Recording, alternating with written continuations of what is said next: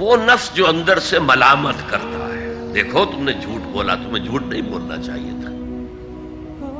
کسی اور نے ملامت کی یا نہیں کی، تمہارے اندر کوئی شے ہے جو ملامت کر رہی. دیکھو تم نے فلاں شخص کا دل توڑ دیا، یہ اچھا کام نہیں کیا. یہ ہے لوامہ جس کی قسم کھائی گئی، لا اقسم بیوم القیامت ولا اقسم بالنفس اللوامہ. یہ نفس لوامہ ہر انسان میں ہے، اور جیسے ہمارے ظاہری وجود کے تقاضے ہیں، بھوک لگتی ہے، پیاس لگتی ہے، اسے کپڑے کی ضرورت ہے موسمی اثرات سے بچاؤ کے لیے، یہ جو مانوی شخصیت ہماری اندر ہے یہ بھی کچھ ڈیمانڈ کرتی ہے.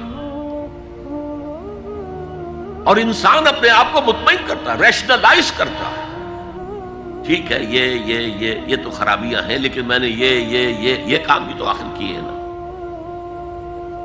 یہ انسان کی ایک لازمی ضرورت ہے اپنے ضمیر کو مطمئن کرنا. اب دیکھیے ہمارے ہاں کے مختلف طبقات میں مختلف تصورات ہیں نیکی کے جو رائج ہیں. ہمارے ہاں ایک مذہبی طبقہ ہے جس کے نزدیک اصل اہمیت ریچولز کی ہے، عبادات کی ہے، رسومات کی ہے. معاملات میں وہ دھوکہ دے رہے ہیں، سودا کر کے پھر گئے، ان کے دلوں میں نرمی نہیں ہے، سائلوں کو دھتکارتے ہیں. لیکن ایک اعتبار سے بہت دیکھے، سودی کاروبار کرتے ہیں. ٹھیک ہے بھائی، میں سودی کاروبار تو کرتا ہوں، میں نے مسجد میں تو بنوائی ہے، میں نے مسجد میں جھاڑ بھی تو لگوا دیا ہے، میں نے مسجد میں قالین بھی تو بچھوایا ہے. تو نیکی کا ایک تصور یہ ہے ہمارے یہاں. اس کے بالکل برعکس ایک تصور ہے جدید تعلیم یافتہ طبقات کا تصور. آپ نے بارہا سنا ہوگا گفتگو، بھائی اصل نیکی یہ ہے کہ کوئی کسی کو دھوکہ نہ دے، جھوٹ نہ بولے، وعدہ پورا کرے، اپنا فرض صحیح طور سے ادا کرے، کہیں ملازم ہے تو اپنے فرائض صحیح طور سے ادا کرے. باقی رہ گئی نماز روزہ، یہ تو انفرادی باتیں ہیں، یہ کوئی کرتا ہے تو اپنے لیے نہیں کرتا ہے تو کوئی بات نہیں. یہ دونوں ایک دوسرے کے بالکل برعکس تصورات ہیں. اور یہ ہمارے معاشرے میں جدید تعلیم یافتہ طبقات کا تصور نیکی اور ہمارے قدیم علماء اور ان کے زیر اثر جو عوام ہیں ان کے تصور نیکی میں یہ زمین و آسمان کا فرق ہے. آپ کو معلوم ہے کہ اپنی جسم فروش عورتیں جو ہیں وہ بھی نیکی کا کوئی نہ کوئی کام کرتی ہیں. آپ دیکھیں گے محرم میں سیاہ کپڑے پہن کے جلوس کے آگے آگے جا رہی ہیں، سبیلیں لگا رہی ہیں. مختلف مزاروں میں جب عرس ہوتا ہے وہاں جاتی ہیں، دھمال کھیلتی ہیں، وہی سیاہ کپڑے پہن کے. وہ بھی اپنے آپ کو مطمئن کرتی ہیں. مشہور ہے ایک واقعہ شہنشاہ عالمگیر اورنگزیب کا. اس نے دلی میں گانے بجانے پر پابندی لگا دی. اب ظاہر بات ہے جن کا یہ پیشہ تھا ان کا دھندا ختم تو آمدنی ختم. لاکھ کوششیں کی لیکن اورنگزیب ٹس سے بس نہیں ہوا. پھر انہوں نے ایک عجیب ترکیب کی. وہ دریائے جمنا بالکل ساتھ بہتا تھا، یہ قلعہ اس شکل میں بنایا گیا تھا، اب تو ذرا فاصلے پر. تو ایک کشتی میں وہ جمع ہو گئے، سازندے بھی اور ساز بھی، اور گاتے بجاتے ہوئے. انہیں معلوم تھا فلاں وقت جو ہے بادشاہ جھروکے میں بیٹھ کر دریا کی سیر کرتا ہے، وہاں سے گزرے اور ایک شعر گاتے ہوئے گزرے. در کوئے نیک نامی مارا گزر نہ دارند، گر تو نمی پسندی تقدیر قضا. در کوئے نیک نامی، یہ نیکی جو ہے اس کے کوچے میں ہمارا گزر ہی نہیں ہے. در کوئے نیک نامی مارا گزر نہ دارند، یہ تو اللہ کی طرف سے فیصلہ ہے، اس کی مقرر کردہ تقدیر ہے.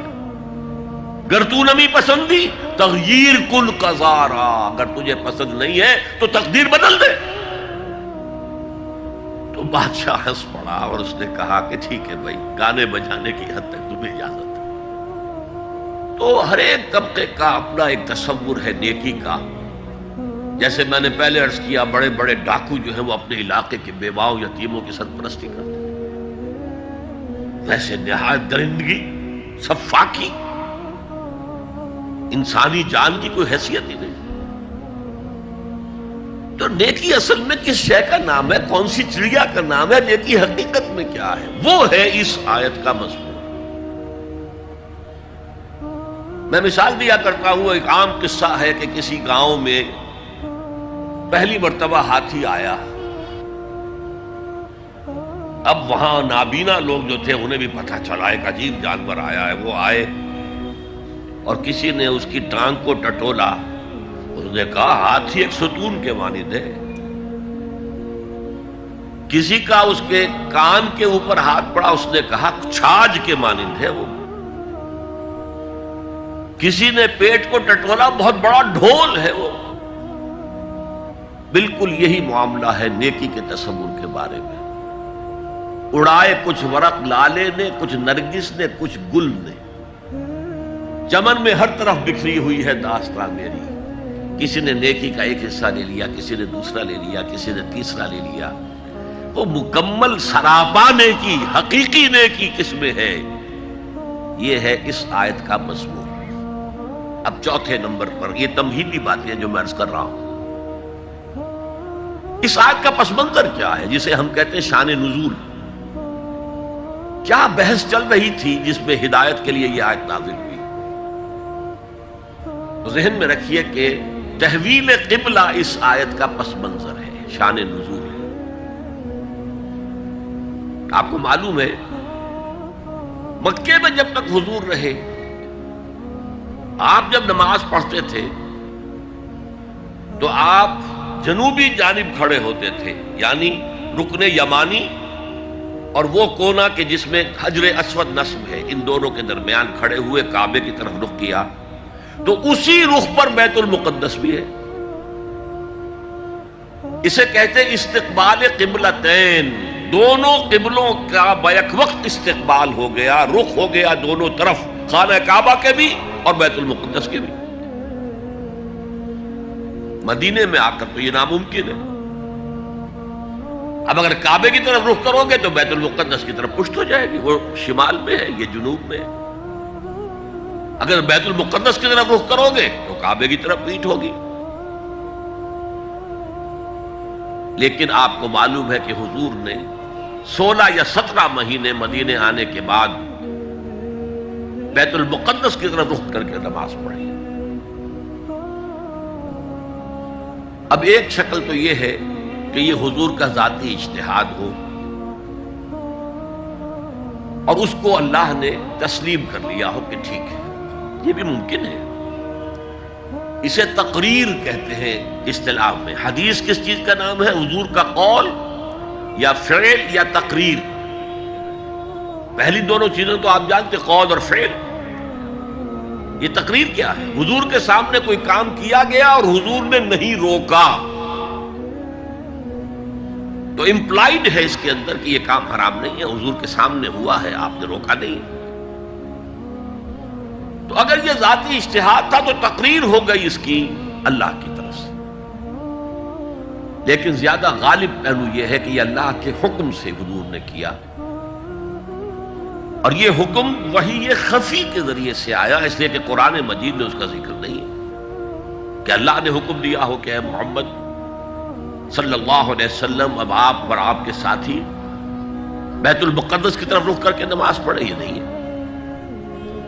تو یہ وحی خفی، وحی جلی، وحی خفی، دو قسم کی وحیاں حضور کو ہوتی تھی۔ نبی کے لیے تو وحی خفی بھی وحی جلی کے حق اسی کے حکم میں ہے، لیکن عام آدمی کا کوئی ولی اللہ بڑے سے بڑا ہو، اس کی بھی اس کا کشف، اس کا الہام حجت نہیں ہے دین میں۔ بہرحال یہ شاید حضور کو اللہ نے وحی خفی کے ذریعے حکم دیا۔ اس کا ایک بہت بڑا سیاسی فائدہ ہوا حضور کو، اور وہ یہ کہ مدینے میں آ کر آپ کا واسطہ پڑا یہودیوں سے۔ وہ بہت منظم تھے، تعلیم یافتہ تھے، بہت کلچرڈ تھے، ان کے ہاں فقہا تھے، ان کے ہاں مفتی لوگ موجود تھے۔ اگر فوری طور پر تصادم یہود کے ساتھ ہو جاتا تو حضور کے قدم مدینے میں جمنا آسان نہ ہوتا۔ یہ جب آپ نے بیت المقدس کی طرف رخ کر کے نماز پڑھی تو یہودیوں نے سمجھا چلو کوئی بات نہیں ہے، تو ہمارے کیمپ فالوورز ہیں، ہمارے قبلہ کا رخ کر رہے ہیں، لہذا فوری طور پر ان کی طرف سے کوئی مخالفت وہ پیش نہیں آئی، اور اس 16 مہینے میں حضور کو اپنے قدم جمانے کا مدینہ منورہ میں پورا موقع ملا، بلکہ پہلے 6 مہینے اس میں جو ہے بہت ڈیسائسو ہے۔ 3 کام آپ نے 6 مہینے میں کیے ہیں تو بالآخر بہت ہی زیادہ فیصلہ کن ثابت ہوا۔ نمبر 1 یہ کہ آپ نے مسجد نبوی کی تعمیر کر لی، اب یہی مرکز ہے، یہی درسگاہ ہے، یہی خانقاہ ہے، یہی پارلیمنٹ ہے، یہی دارالمشاورت ہے، یہیں سے فوجیں تیار کی جا رہی ہیں، یہی وفود آ کر پیش ہو رہے ہیں، بہرحال ایک مرکز مہیا ہو گیا۔ نمبر 2 یہ کہ مہاجرین میں اور انصار میں مواخات، ایک مہاجر ایک Ansari, they were declared brothers، یہ تھی انٹیگریشن آف دی سوسائٹی۔ اور تیسرا کام آپ نے یہ کیا اسی دوران میں جس کا تعلق اس حکمت عملی کے ساتھ بہت گہرا بن جاتا ہے کہ یہود کو جکڑ لیا ایک معاہدے میں، میثاق مدینہ، کہ اگر مدینے پر کوئی باہر سے حملہ آور آیا تو ہم سب مل کر واحد امت کی حیثیت سے مدینے کا دفاع کریں گے۔ جوائنٹ ڈیفنس آف مدینہ کا پیکٹ ہو گیا، اور یہ چیز بھی حضور کی کامیابی میں بہت فیصلہ کن ثابت ہوئی۔ تو اس اعتبار سے یہ تحویل قبلہ جب پھر ہوئی ہے، اور میں نے جو کہا تھا کہ اللہ نے ہی کوئی حکم دیا تھا وحی خفی کے ذریعے، وہ اس سے ثابت ہوتا ہے کہ نہ صرف بہت سے مہاجرین پر یہ بات شاخ گزر رہی تھی، خود حضور پر بھی شاخ گزر رہی تھی کہ میں پیٹھ کیے ہوئے ہوں کعبے کی طرف۔ چنانچہ قرآن مجید میں یہ آیا ہے قد نرا تقلب وجهك في السماء، اے نبی ہم آپ کے چہرے کا، نگاہوں کا آسمان کی طرف اٹھنا بار بار دیکھتے رہے ہیں۔ آپ منتظر تھے کہ وقت آئے، حکم آئے، وحی آئے اور میں رخ بدل دوں۔ وما جعلنا القبلة التي كنت عليها الا لنعلم من يتبع الرسول ممن ينقلب على عقبيه، یہ اللہ نے اپنی طرف منسوب کر دیا، اور ہم نے وہ قبلہ جس پر تم اب تک رہے ہو 16 مہینے 17 مہینے یہ مقرر کیا تھا تاکہ دیکھ لیں کہ کون ہے رسول کا اتباع کرنے والے اور کون ہے جو اپنے الٹے پاؤں پھر جانے والے۔ کیا مطلب ہے اس کا؟ مہاجرین مکے سے آئے تھے، ان کے دلوں میں عظمت جو ہے کعبے کی وہ پلی ہوئی تھی اندر ٹھوک ٹھوک کر۔ اب دیکھا اللہ نے حکم نہیں دیا وحی جلی کے ذریعے سے، یہ رسول کا حکم تھا، گویا کہ یہ ایک امتحان ہو گیا کہ کہیں تمہاری حمیت جاہلی، تمہاری محبت جو تمہیں کعبے سے ہے وہ تمہیں اسلام سے پھیر تو نہیں دیتی؟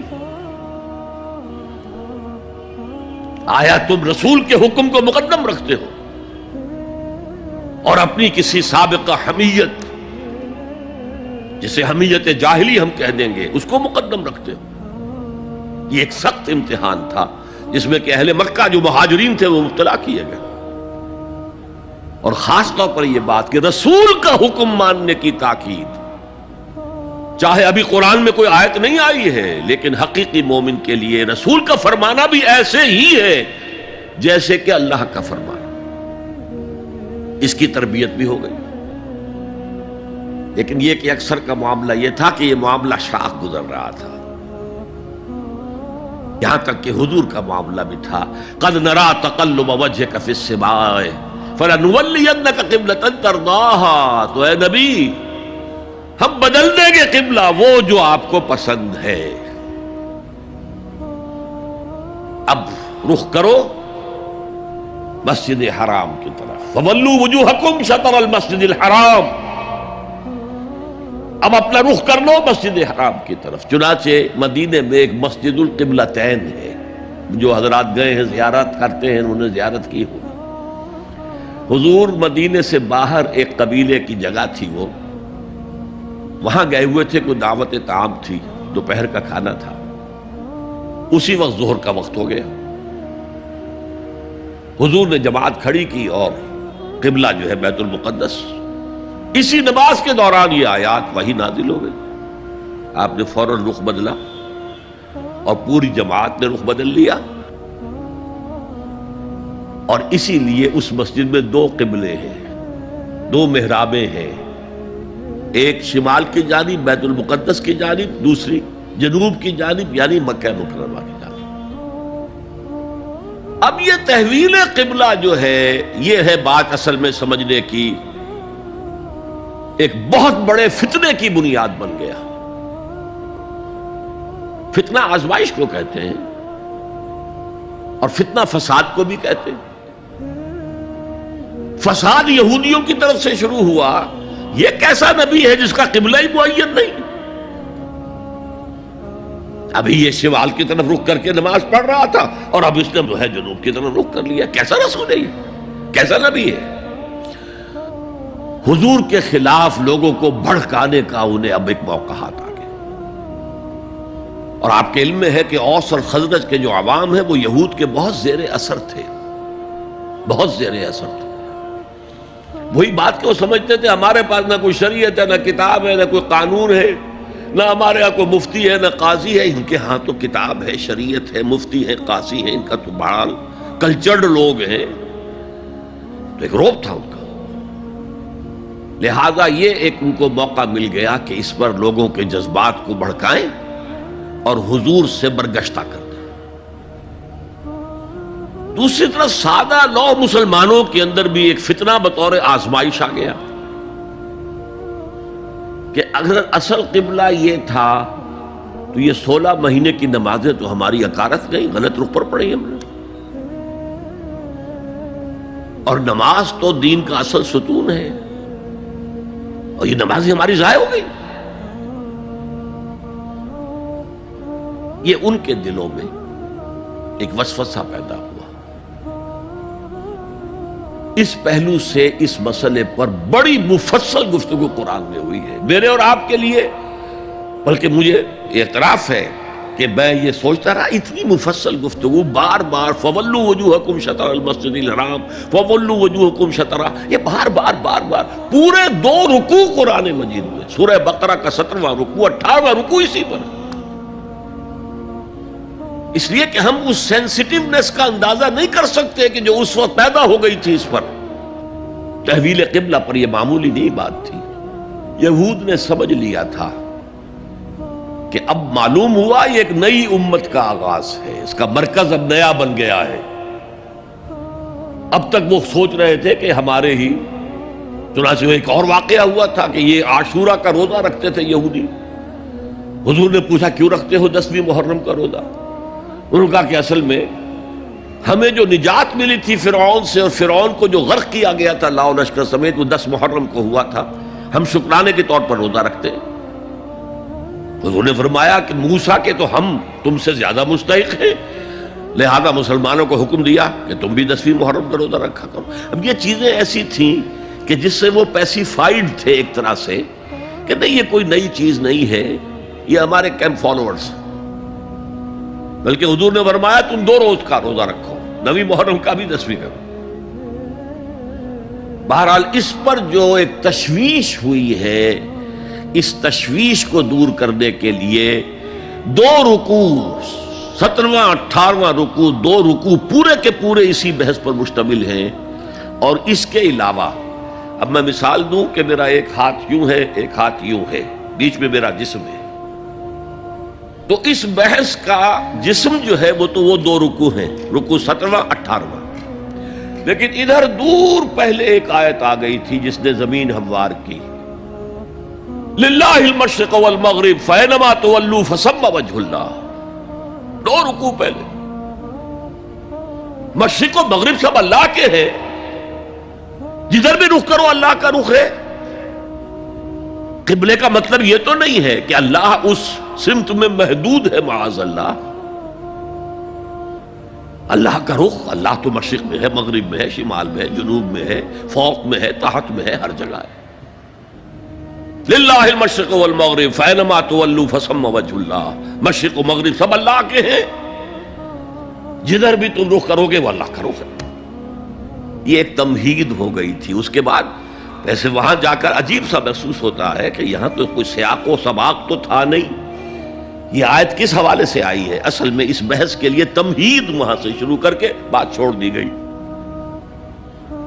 اور پھر دو رکوع آگے جو ہے وہ یہ آیت آ گئی کہ اگر ابھی کوئی ریزیڈول ایفیکٹ باقی ہے تو اب ان سے کہا جا رہا ہے سخن شناس نئی دل برا خطائی جاست، لوگو تم بات نہیں سمجھتے، سخن شناس نہیں ہو اے میرے محبوب، دل برا، سخن شناس نئی دل برا خطائی جا، خطا یہاں ہے، تم جسے اصل نیکی سمجھ بیٹھے ہو، ریچول، ظاہری شکل، وہ اصل نیکی نہیں ہے، وہ کل نیکی نہیں ہے۔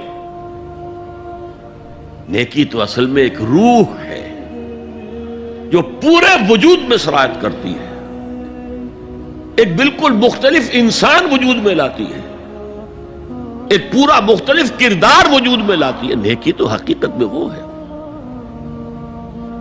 جیسے کہ ہمیں معلوم ہے نماز کا ایک ظاہر ہے، فقہ اس سے بحث کرے گی،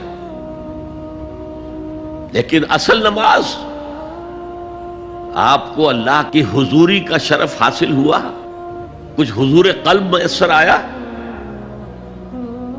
کوئی خشوع و خضوع ہوا، کوئی اللہ کے ساتھ مخاطبت اور مکالمے کی صورت پیدا ہوئی؟ کیا تم نے جب سجدہ کیا تو محسوس کیا کہ تم نے اپنے رب کے قدموں پر اپنا سر رکھ دیا ہے؟ اگر یہ نہیں ہے تو ٹھیک ہے، فقہی نماز ادا ہو گئی، اصل نماز تو ادا نہیں ہوئی، نماز کی روح تو تم نے نہیں پائی۔ تو ہر شے کا ایک ظاہر ہے اور ایک اس کی روح ہے، باطنی روح۔ ہم اپنی مجبوری سے ظاہری ہی بات کو دیکھ سکتے ہیں، روح تو ہماری نگاہوں کے سامنے ہے نہیں، جس کا نتیجہ یہ نکلتا ہے کہ صرف ظاہر ہی ظاہر رہ جاتا ہے، روح کی طرف توجہ ہی نہیں ہوتی۔ اور یہی سب سے بڑا الزام، سب سے بڑی تنقید حضرت مسیح کی تھی یہودیوں پر۔ تم مچھر چھانتے ہو اور سموچے اونٹ نکل جاتے ہو۔ ظاہری معاملات میں، فقہی معاملات میں بحثیں ہو رہی ہیں، مفصل بحثیں ہو رہی ہیں، اور کفر کے فتوے لگ رہے ہیں، تم نے اگر یہ کر دیا تو یہ ہو گیا، اور سموچے اونٹ نکل رہے ہو، حرام کاموں میں تم ملوث ہو، سود تم لے رہے ہو۔ یہ ہے کہ تمہارا معاملہ سارا کا سارا دین کی ظاہر سے رہ گیا۔ اور یہ جو فرمایا ہے کہ تمہاری مثال ان قبروں کی سی ہے جن کے اوپر تو سفیدی کر رکھی ہے لیکن اندر گلی سڑی ہڈیوں کے سوا کچھ نہیں۔ روح دین سے تم ناآشنا ہو چکے ہو، محبت خداوندی تم میں نہیں ہے، لیکن ظاہر پرستی ہے، مظاہر پرستی ہے، ریچولزم ہے، تمہارا دین یہ بن کر رہ گیا۔ آج ہمارے ہاں بھی صورتحال مختلف نہیں ہے، میں عرض کر چکا ہوں۔ سب سے بڑا طبقہ ہمارے ہاں ظاہر بات ہے کہ جو ہمارے علماء کے زیر اثر ہے، اور وہ فقہاء ہیں، اور فقیہ کا کام ہی ہے کہ وہ ظاہر سے بحث کرے، باطن سے تو بحث نہیں کر سکتا۔ لہذا ریچولز ہی ریچولز رہ گئے ہیں، حقیقی روح ہر شے کی ختم ہو چکی ہے۔ رہ گئی رسم اذاں روح بلالی نہ رہی، اور فلسفہ رہ گیا تلقین غزالی نہ رہی۔ نماز و روزہ و قربانی و حج یہ سب باقی ہے، تو باقی نہیں۔ اب آئیے اس پر غور کیجئے، جو میں نے عرض کیا تھا لیس البر، اب زبر اور پیش میں زمین و آسمان کا فرق ہو جاتا ہے۔ لیس البر ہوتا جیسا کہ ہے سورہ بقرہ میں آگے جا کر، لیس البر ان تاتوا البیوت من ظہورہا، ان کے ہاں یہ قاعدہ تھا یا ایک رواج ہو گیا تھا کہ اگر احرام باندھ کر گھر سے نکل آئے اور اب کسی ضرورت سے گھر جانا پڑا، دروازے سے نہیں داخل ہوں گے، ایک دفعہ احرام باندھ کے نکل آئے، اب کیسے جائیں واپس؟ تو گھر کے پچھواڑے سے دیوار پھلانگ کے جاتے تھے۔ تو وہاں کہا یہ کوئی نیکی نہیں ہے۔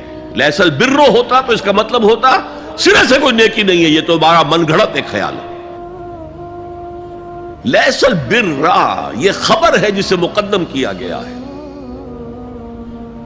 اور اس کا مفہوم اب ہو گیا حصر کا، کل نیکی یہ نہیں ہے، یعنی نیکی کا ظاہر بھی ضروری ہے۔ یہ نہ سمجھو کہ نماز کا ظاہر کوئی معنی نہیں رکھتا، طہارت حاصل ہوئی ہے یا نہیں ہوئی ہے، وضو صحیح ہوا ہے یا نہیں ہوا ہے، جو پانی استعمال کیا تھا وہ بھی پاک تھا کہ نہیں تھا، یہ ساری چیزیں ضروری ہیں، دین کا ظاہر بھی ضروری ہے۔ یہ نہ نفی کیجئے کہ ان فقہا کا کیا ہے، ظاہر ہی کو لیتے ہیں۔ ہمارے ہاں بعض جو ہے انتہا پسند جو ہے، جو ملنگ ٹائپ صوفی ہوتے ہیں، ایک تو حقیقی کوئی صوفی ہو، ایک ملنگ، وہ ان تمام چیزوں کو چھوڑ بیٹھتے۔ جیسے میں نے آپ کو شعر سنایا تھا اور اختلاف بھی کیا تھا، مولانا روم نے کچھ زیادتی کی ہے، سختی کی ہے، انداز بیان اچھا نہیں ہے کہ ماز قرآن مغزہ برداشتیم استخاں پیش سگاں انداختیم، ہم نے قرآن سے اس کا اصل مغز جو ہے وہ کشید کر لیا ہے، ہڈی کا گودا ہم نے کھینچ لیا، اب ہڈی خالی ہمیں پھینک دی ہے۔ یہ ہمارے صوفیہ میں سے بعض کا طرز عمل رہا ہے جو غلط ہے۔ نہیں، ظاہر بھی اہم ہے، ظاہر بھی نیکی ہے۔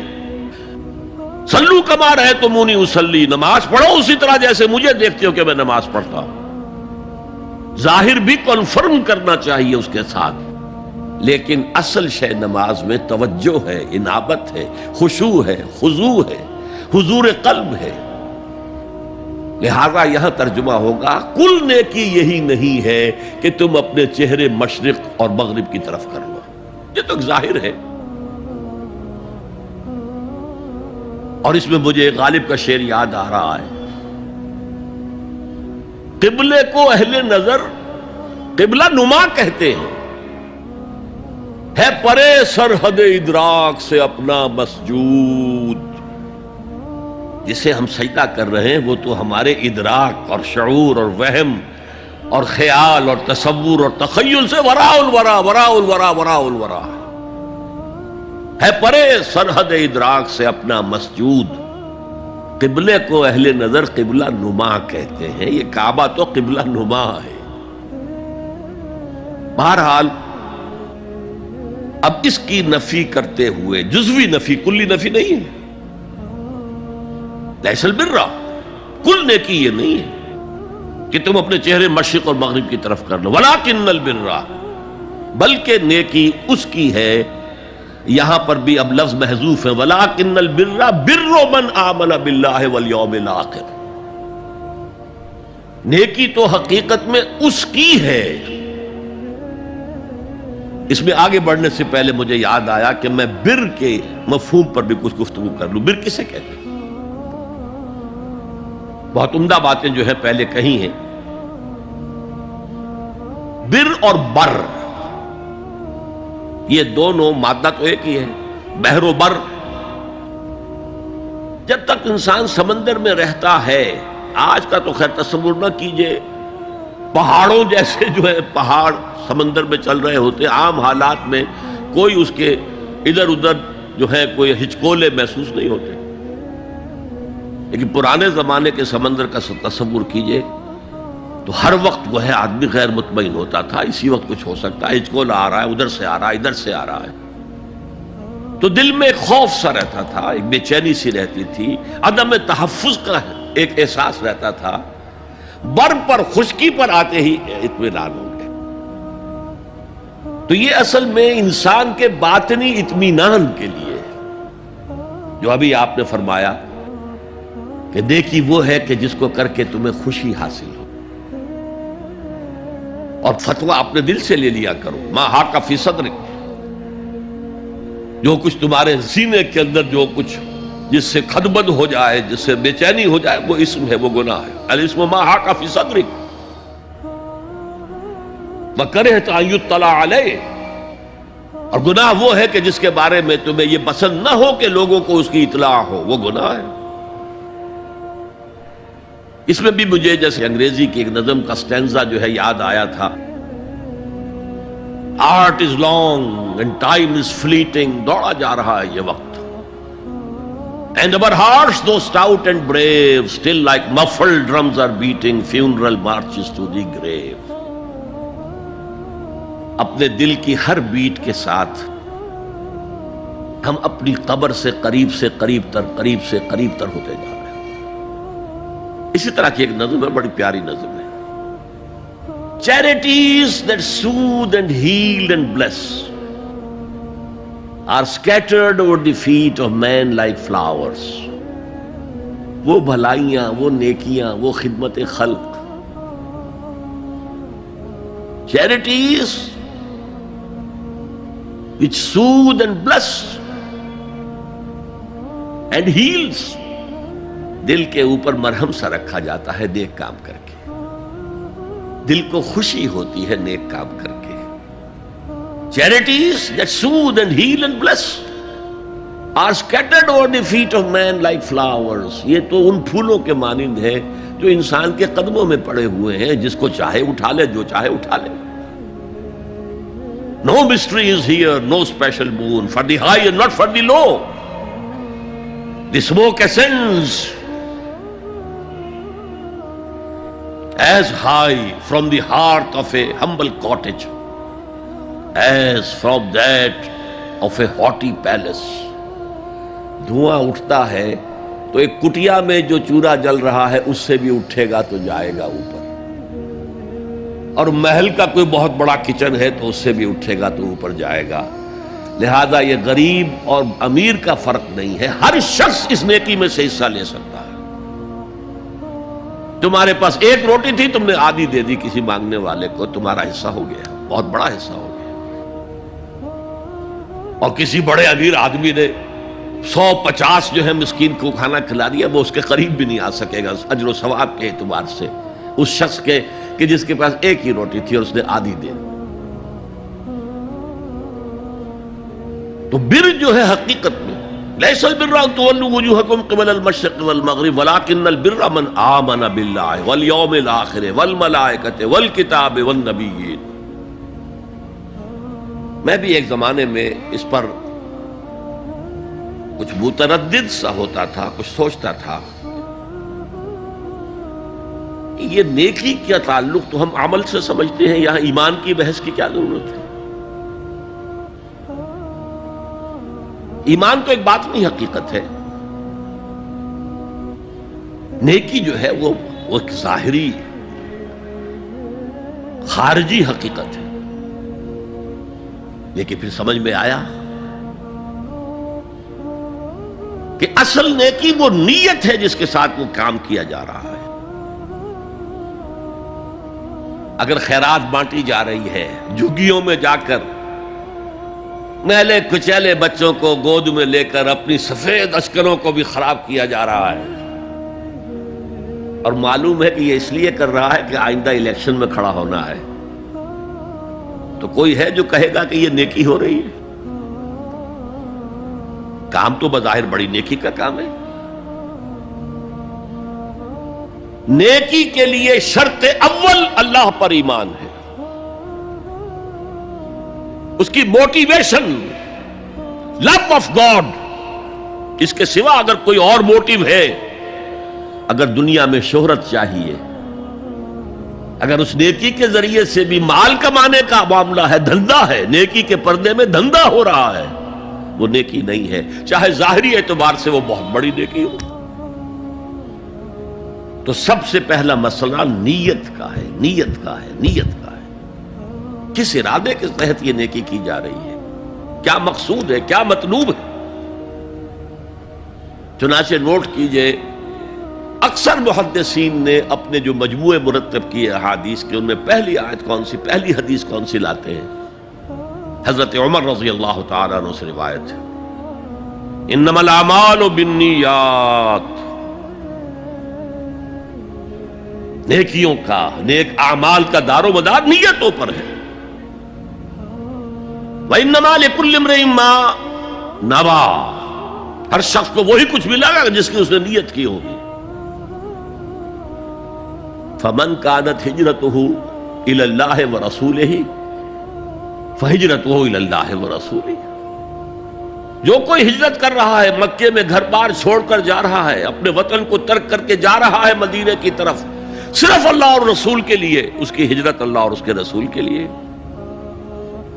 ومن كانت ہجرته للدنیا یصیبها، اور اگر اس شخص کی ہجرت دنیا کے لیے ہے کہ اس کو حاصل کر لے، مثلا میں دیتا ہوں مثال، ایک مسلمان تھا، اس کا کوئی کاروبار تھا، اس کے خریدار مسلمان ہی تھے، وہ جا رہے ہیں، اب کیا کرے گا؟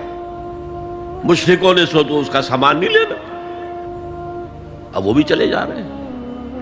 یہ اللہ کو معلوم ہے کہ اس کے ہجرت کا اصل سبب کیا ہے، ہم نہیں طے کر سکتے، لیکن اللہ کے ہاں جو کھاتا کھلا ہوا ہے، اس کی یہ ہجرت جو ہے اللہ اور اس کے رسول کے لیے شمار نہیں ہوگی۔ وَمَنْ كَانَتْ هِجْرَتُهُ لِدُنْيَا يُصِيبَهَا أَوْ امْرَأَةٍ يَنْكِحُهَا، یا کسی عورت کے لیے ہو کہ اس سے نکاح کرے، کسی خاتون سے وہ شادی کا خواہش مند تھا، وہ خاتون ہجرت کر کے مدینے چلی گئیں، اب یہ بھی باندھے کچے دھاگے سے بندھے ہوئے چلے جا رہے ہیں، تو یہ تو در حقیقت اس عورت کے کھاتے میں ہجرت جائے گی، اللہ اور اس کے رسول کی ہجرت میں نہیں۔ تو اصل شے یہ ہے، نیکی کا وہ کام جس کا ظاہر بھی نیکی کا ہو اور باطن بھی ہو، کہ موٹیویشن صرف اللہ کی رضا ہو، اللہ کی محبت اور اللہ کی رضا کا حصول، یہ ہے پازیٹو موٹیو۔ ایک نیگیٹو سائیڈ بھی ہے، سب لوگ ذہنی اعتبار سے اتنے بلند نہیں ہوتے کہ اللہ کی محبت وہی اصل محرک بن جائے۔ یہی وجہ ہے کہ حضور نے اس کو صلی اللہ علیہ وسلم کمال ایمان سے تعبیر کیا ہے، من احب للہ وابغض للہ وعطى للہ ومنع للہ فقد استکمل الایمان، جس نے کسی سے محبت کی تو اللہ کے لیے کی ہے، کسی سے نفرت اور بغض رکھا تو اللہ کے لیے رکھا، کہ اللہ کو اس سے نفرت کرنا پسند ہے، اور کسی کو کچھ دیا تو اللہ کو خوش کرنے کے لیے دیا، اور کسی سے کچھ چیز روکی تو صرف اس لیے کہ اللہ کو اس کا روکنا پسند ہے، تو اس شخص نے اپنے ایمان کی تکمیل کر لی۔ اگر اس کا موٹیو خالص ہو گیا ہے اللہ کی محبت اور اللہ کی رضا کا حصول، تو اصل میں نیکی ہے، ورنہ چاہے بظاہر کتنی ہی بڑی نیکی نظر آئے وہ نیکی نہیں۔ لیکن جو لوگ اس حد تک نہ پہنچ پائے ہوں، استکمال ایمان تک، تکمیل ایمان تک، تو ان کے لیے ایک اور موٹیو بھی ہے، والیوم الآخر، قیامت کا دن، جزا و سزا کا یقین، اللہ کا خوف، آخرت کے محاسبے کا خوف۔ خوف بھی ایک بہت بڑا موٹیو ہے، بہت بڑی موٹیویٹنگ فورس ہے۔ اب میں یوں کہوں گا کہ اگر کسی عمل کا محرک ہے صرف اللہ کی محبت، اس کی رضا کا حصول اور آخرت کی نجات، تو وہ نیکی ہے۔ اگر یہ نہیں ہے، کوئی وطن پرست ہے، وطن کی محبت کی وجہ سے کوئی نیک کام کر رہا ہے،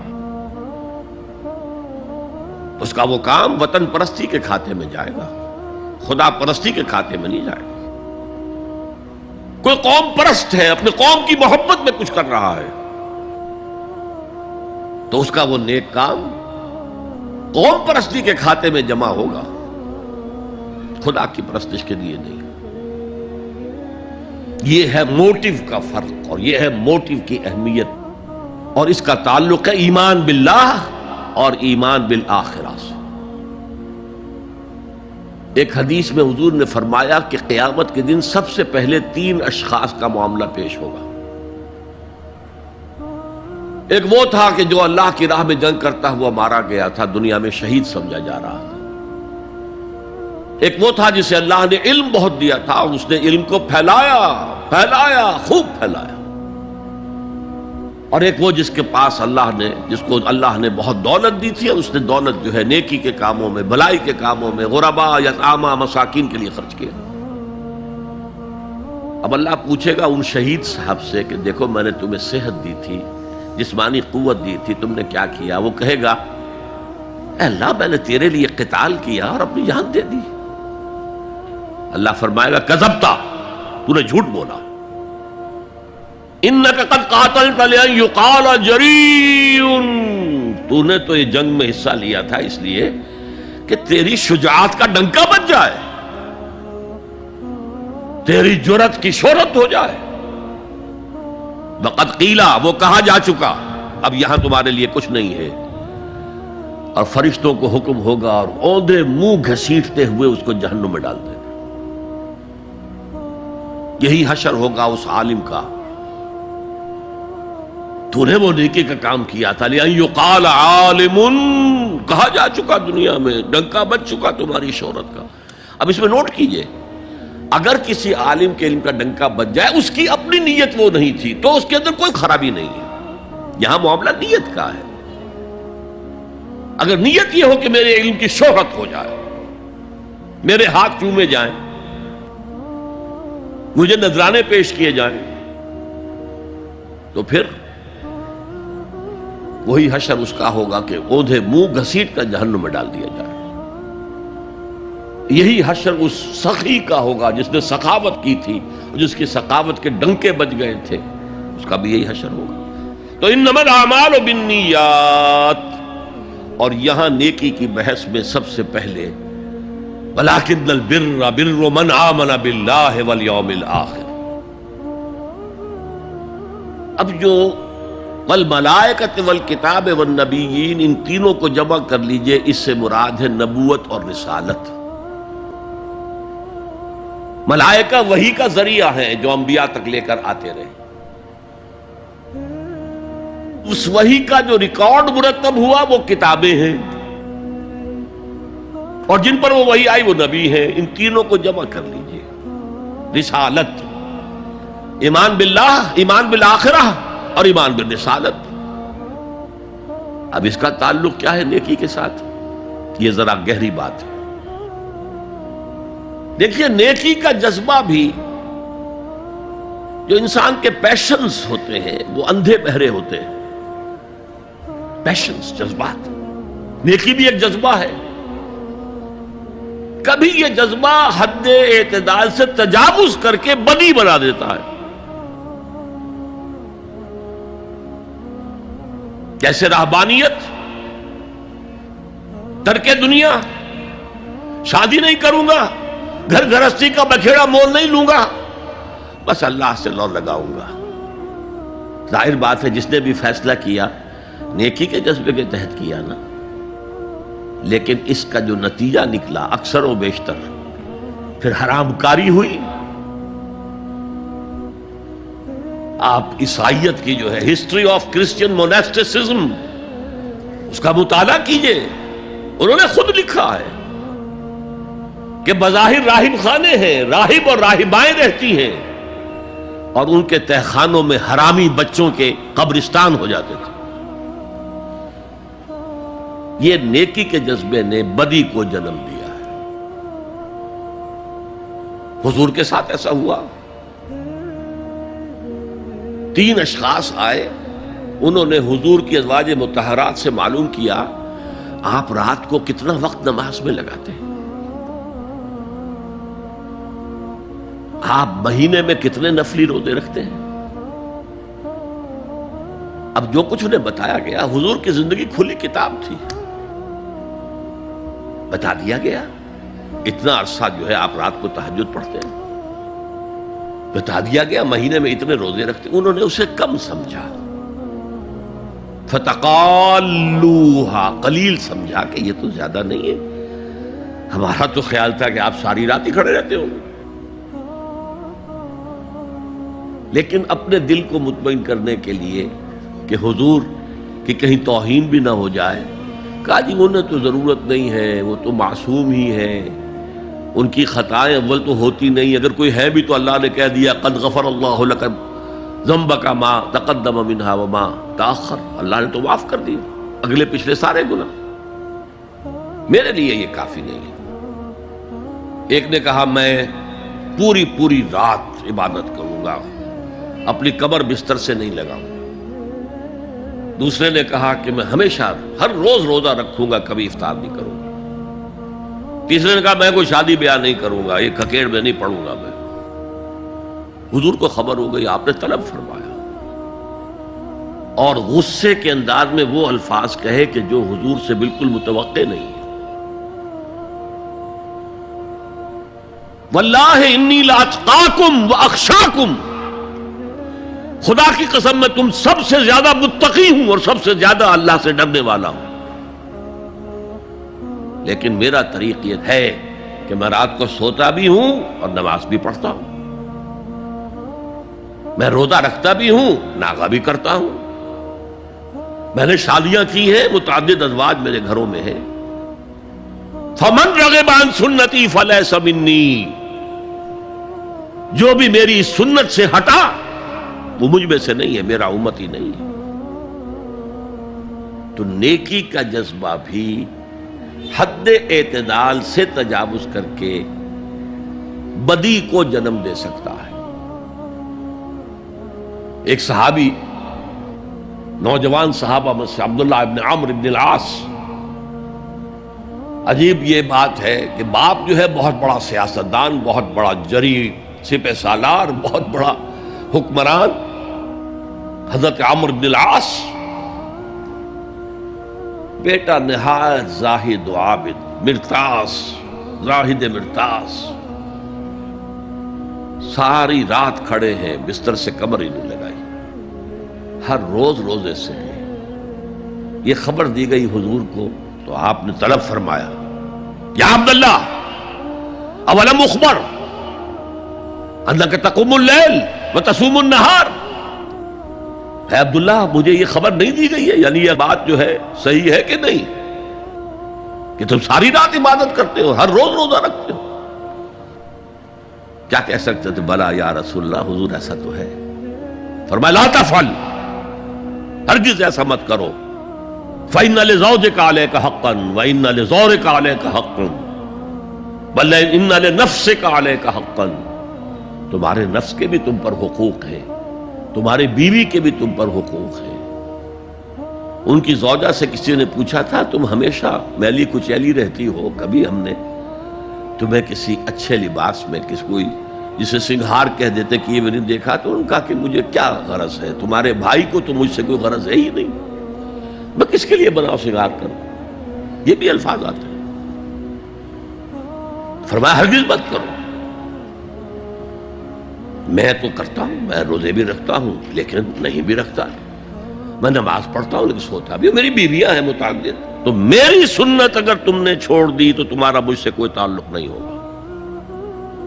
اس کا مطلب کیا ہوا؟ تو سم اپ، نیکی کا ایک ماڈل بھی سامنے رہنا چاہیے جس میں توازن ہو، اعتدال۔ انبیاء وہ توازن پیش کرتے ہیں اپنے کردار اور شخصیت کے ذریعے سے۔ وہ جو فرمایا گیا لقد کان لکم فی رسول اللہ اسوۃ حسنہ، تمہارے لیے اللہ کے رسول کی شخصیت میں ایک اچھا نمونہ ہے، یہ نمونہ معتدل ہے، متوازن ہے۔ حضرت عائشہ فرماتی ہیں حضور ہمارے مابین تشریف فرما ہوتے تھے، پیار اور محبت کی باتیں بھی ہوتی تھیں۔ حضور ہمارے ہاں کے جو ذرا زیادہ دیندار، جنہیں زیادہ مسالہ لگ جاتا ہے، وہ کرخت مزاج کے، گھروں میں بھی معلوم ہوا داخل کیا ہوا قیامت آ گئی ہے، تو اس طرح کا نہیں تھا معاملہ، اپنی بیویوں کی دل جوئی، ان سے محبت اور پیار کی باتیں۔ لیکن حضرت عائشہ فرماتی ہے کہ ہمارے درمیان بیٹھے ہوتے تھے اور پیار و محبت کی گفتگو ہو رہی ہوتی تھی، اذان کی آواز آتے ہی ایسے ہی اٹھ کر چل دیتے تھے جیسے ہمیں جانتے بھی نہیں کہ ہم کون ہیں۔ یہ توازن پیدا کرو، ترک دنیا نہیں، دنیا میں رہو اور پھر وہ کردار پیش کرو جو محمد نے پیش کیا صلی اللہ علیہ وسلم اور آپ کے صحابہ نے پیش کیا۔ دنیا میں رہتے ہوئے ترک دنیا اس معنی میں دنیا مقصود نہ بن جائے، مطلوب نہ بن جائے۔ لا مقصود الا اللہ، لا مطلوب الا اللہ، لا محبوب الا اللہ۔ تو یہ ہے اس نیکی کی بحث میں ایمان بالرسالت کا معاملہ۔ اب آگے چلتے ہیں۔ وَآتَى الْمَالَ عَلَىٰ حُبِّهِ، اور دیتا ہے وہ اپنا مال، یا دیا اس نے اپنا مال اس مال کی محبت کے باوجود، علی الرغم۔